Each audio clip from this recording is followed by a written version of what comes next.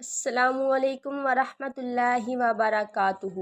امید کرتی ہوں کہ انشاءاللہ سب خیریت سے ہوں گے۔ تو ناظرین، آج ہم خلاصہ قرآن کا 5واں پارہ پڑھیں گے۔ اس کے 17 رکوع ہیں اور یہ مکمل پارہ سورۃ النساء پر مشتمل ہے۔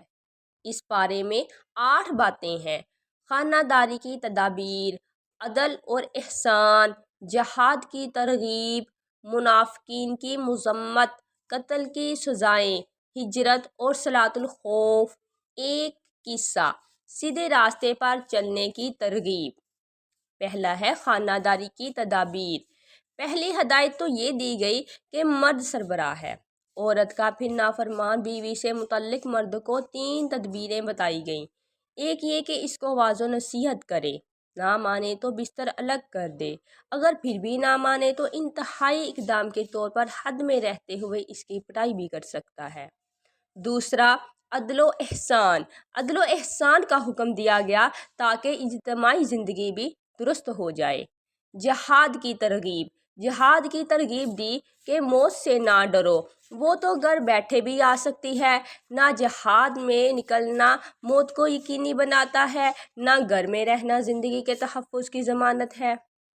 منافقین کی مذمت۔ منافقین کی مذمت کر کے مسلمانوں کو ان سے چکنا کیا ہے کہ خبردار، یہ لوگ تمہیں بھی اپنی طرح کافر بنانا چاہتے ہیں۔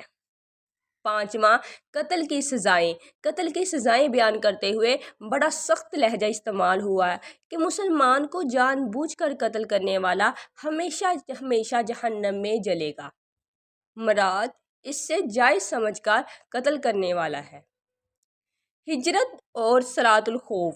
جہاد کی ترغیب دی تھی، اس میں ہجرت بھی کرنی پڑتی ہے، اور جہاد اور ہجرت میں نماز پڑھتے وقت دشمن کا خوف ہوتا ہے، اس لیے صلاۃ الخوف بیان ہوئی۔